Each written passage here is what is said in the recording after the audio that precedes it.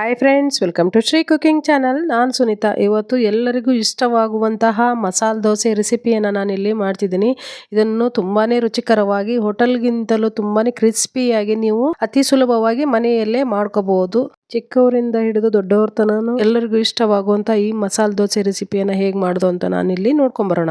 ಇವಾಗ ಒಂದು ಪಾತ್ರೆಯಲ್ಲಿ ಈ ಗ್ಲಾಸ್ ಅಳತೆಯಲ್ಲಿ ನಾನು 2 ಗ್ಲಾಸ್ನಷ್ಟು ರೇಷನ್ ಅಕ್ಕಿಯನ್ನು ತೆಗೆದುಕೊಂಡಿದ್ದೀನಿ. ಸೊಸೈಟಿ ಅಕ್ಕಿ ಅಂತಾರಲ್ಲ, ಆ ಅಕ್ಕಿಯನ್ನು ನಾನು 2 ಗ್ಲಾಸ್ನಷ್ಟು ಹಾಕ್ತಿದ್ದೀನಿ. ಹಾಗೆ ಈ ಬೌಲಲ್ಲಿ ನಾನು 1 ಬೌಲ್ನಷ್ಟು ಉದ್ದಿನ ಬೇಳೆಯನ್ನು ಹಾಕ್ತಿದ್ದೀನಿ. ಉದ್ದಿನ ಕಾಳು, ನೀವು ಉದ್ದಿನ ಬೇಳೆ ಅಥವಾ ಉದ್ದಿನ ಕಾಳು ಇದ್ದರೆ ಹಾಕ್ಬೋದು. ಹಾಗೆ ಅರ್ಧ ಬಟ್ಲನಷ್ಟು ನಾನು ತೊಗರಿ ಬೇಳೆಯನ್ನು ಹಾಕ್ತಿದ್ದೀನಿ. ತೊಗರಿ ಬೇಳೆ ಹಾಕೋದ್ರಿಂದ ಮಸಾಲೆ ದೋಸೆ ತುಂಬಾ ಟೇಸ್ಟಾಗಿ ಬರುತ್ತೆ. ಹಾಗೆ 2 ಟೇಬಲ್ ಸ್ಪೂನ್ ಅಷ್ಟು ಕಡಲೆಬೇಳೆಯನ್ನು ಹಾಕ್ತಿದ್ದೀನಿ. ಹಾಗೆ ಅರ್ಧ ಟೇಬಲ್ ಸ್ಪೂನ್ ಅಷ್ಟು ನಾನು ಮೆಂತ್ಯ ಕಾಳನ್ನು ನಾನಿಲ್ಲಿ ಹಾಕ್ತಿದ್ದೀನಿ. ಇದನ್ನು 2 ರಿಂದ 3 ಸಲ ಚೆನ್ನಾಗಿ ತೊಳಿಬೇಕು. ಎಲ್ಲ ಗಲೀಜು ಹೋಗೋ ತನಕ 2 ರಿಂದ 3 ಸಲ ಚೆನ್ನಾಗಿ ತೊಳಿತಾ ಇರಬೇಕು. ಸುಮಾರು 6 ರಿಂದ 7 ಗಂಟೆಗಳ ಕಾಲ ಇದನ್ನು ನೆನೆಯಲಿಕ್ಕೆ ಬಿಟ್ಟಿದ್ದೇನೆ. ಇವಾಗ ಇದನ್ನು ಮಿಕ್ಸಿ ಮಾಡಬೇಕು. ತುಂಬ ಚೆನ್ನಾಗಿ ನೆನೆದಿದೆ. ನೀವು ಎಮರ್ಜೆನ್ಸಿ ಬೇಕಾದರೆ 2 ರಿಂದ 3 ತಾಸು ನೆನೆಬೇಕಾದ್ರೆ ಬಿಸಿ ನೀರಲ್ಲಿ ಈ ಅಕ್ಕಿಯನ್ನು ನೆನೆ ಹಾಕಬೇಕು. ಆವಾಗ ಇದೇ ಥರನಾಗಿ ಚೆನ್ನಾಗಿ ನೆನೆಯುತ್ತೆ.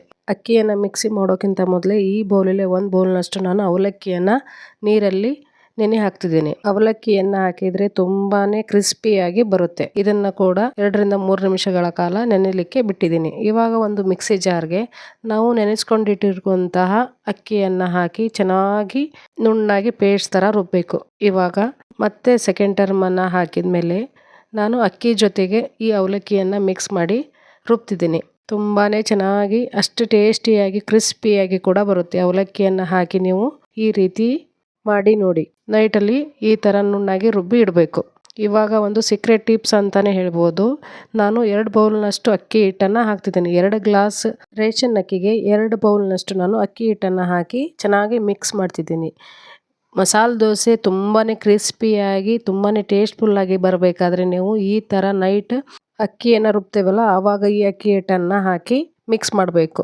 ಗಂಟುಗಳಿದ್ದರೆ ನಾವು ಬೆಳಗ್ಗೆ ತೆಗಿತೀವಲ್ಲ, ಆವಾಗೆಲ್ಲ ಚೆನ್ನಾಗಿ ನೆಂದಿರುತ್ತೆ. ನೋಡಿ, ಇವಾಗ ಮಾರ್ನಿಂಗ್ ನಾವು ತೆಗಿತಾ ಇದ್ದೀವಿ.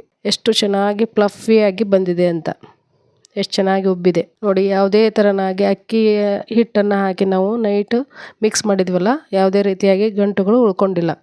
ಇವಾಗ 1 ಟೇಬಲ್ ಸ್ಪೂನಷ್ಟು ಉಪ್ಪನ್ನು ಹಾಕ್ತಿದ್ದೀನಿ. ಹಾಗೆ 1 ಟೇಬಲ್ ಸ್ಪೂನಷ್ಟು ಸಕ್ಕರೆಯನ್ನು ಹಾಕ್ತಿದ್ದೀನಿ. ಬೆಳಗ್ಗೆ ನಾವು ಹಿಟ್ಟನ್ನು ನೈಟ್ ರಾತ್ರಿ ಮಿಕ್ಸಿ ಮಾಡಿ ಇಟ್ಕೊಂಡು ಬೆಳಗ್ಗೆ ಇವಾಗ ತೆಗೆದ ತಕ್ಷಣ 1 ಟೇಬಲ್ ಸ್ಪೂನಷ್ಟು ಉಪ್ಪು, ಹಾಗೆ 1 ಟೇಬಲ್ ಸ್ಪೂನಷ್ಟು ಸಕ್ಕರೆಯನ್ನು ಹಾಕಿದರೆ ಮಸಾಲೆ ದೋಸೆ ಗೋಲ್ಡನ್ ಕಲರ್ ಅಷ್ಟು ತುಂಬಾ ಚೆನ್ನಾಗಿ ಬರುತ್ತೆ. ಇವಾಗ ಹಿಟ್ಟು ರೆಡಿಯಾಗಿದೆ.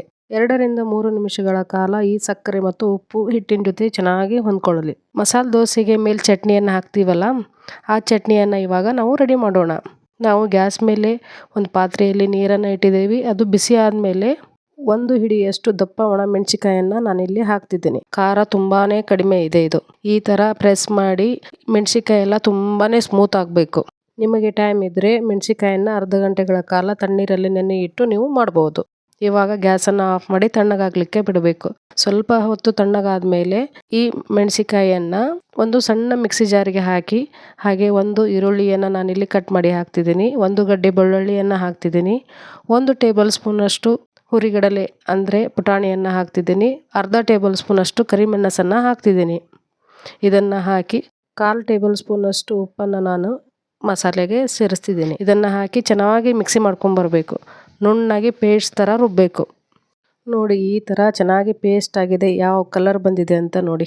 2-3 ಟೇಬಲ್ ಸ್ಪೂನಷ್ಟು ನೀರನ್ನು ಹಾಕಿ ಈ ಮಸಾಲೆಯನ್ನು ರುಬ್ಕೋಬೇಕು. ಇವಾಗ ಗ್ಯಾಸ್ ಮೇಲೆ ಒಂದು ದೋಸೆ ಹಂಚನ್ನು ಇಟ್ಟು ನಾನು ದೋಸೆಯನ್ನು ಹಾಕ್ತಿದ್ದೀನಿ. ಇದಕ್ಕೆ ನಾವು ಎಣ್ಣೆಯನ್ನು ಹಾಕ್ಬೋದು ಅಥವಾ ತುಪ್ಪವನ್ನು ಹಾಕ್ಬೋದು. ಆ್ಯಸ್ ಯುವರ್ ಟೇಸ್ಟ್ ಪ್ರಕಾರ ನೀವು ತುಪ್ಪ ಅಥವಾ ಎಣ್ಣೆಯನ್ನು ಹಾಕ್ಬೋದು. ಇವಾಗ ನಾನು ಮಸಾಲೆಯನ್ನು ರೆಡಿ ಮಾಡ್ಕೊಂಡಿದ್ದೀನಲ್ಲ, ಆ ಮಸಾಲೆಯನ್ನು ಈ ಥರ ನೀವು ದೋಸೆ ಮೇಲೆ ಹಚ್ತಾ ಹೋಗಬೇಕು. ಆ್ಯಸ್ ಯುವರ್ ಟೇಸ್ಟ್, ನಿಮಗೆ ಜಾಸ್ತಿ ಬೇಕಾದರೆ ಇನ್ನೂ ಮಸಾಲೆಯನ್ನು ನೀವು ಹಚ್ಬೋದು. ಯಾರೆಲ್ಲ ಹೊಸಬ್ರು ನಮ್ಮ ಚಾನಲನ್ನು ನೋಡ್ತಿದ್ದಾರಾ, ದಯವಿಟ್ಟು ನಮ್ಮ ಚಾನಲನ್ನು ಸಬ್ಸ್ಕ್ರೈಬ್ ಮಾಡಿ ನೋಡಿ. ಹಾಗೆ ಪಕ್ಕದಲ್ಲಿರೋ ಬೆಲ್ ಬಟನ್ನ ಕ್ಲಿಕ್ ಮಾಡಿ. ಈ ವಿಡಿಯೋ ಇಷ್ಟ ಆದರೆ ಈ ವಿಡಿಯೋಗೊಂದು ಲೈಕ್ ಕೊಡಿ. ನಿಮ್ಮ ಫ್ರೆಂಡ್ಸ್ ಆ್ಯಂಡ್ ಫ್ಯಾಮ್ಲಿಗೆ ಶೇರ್ ಮಾಡಿ. ನೋಡಿ, ಇವಾಗ ರೆಡಿಯಾಗಿದೆ ಬಿಸಿ ಬಿಸಿಯಾದ ಮಸಾಲೆ ದೋಸೆ. ನೋಡಲಿಕ್ಕೂ ಎಷ್ಟು ಚೆನ್ನಾಗಿ ಕಾಣ್ತಿದೆ, ಕಲರ್ ನೋಡಿ ಎಷ್ಟು ಚೆನ್ನಾಗಿ ಬಂದಿದೆ ಅಂತ. ನೀವು ಇದೇ ಥರನಾಗಿ ಮನೆಯಲ್ಲಿ ಕ್ರಿಸ್ಪಿಯಾದ ಮಸಾಲೆ ದೋಸೆಯನ್ನು ಮಾಡಿ ತಿನ್ನಿ.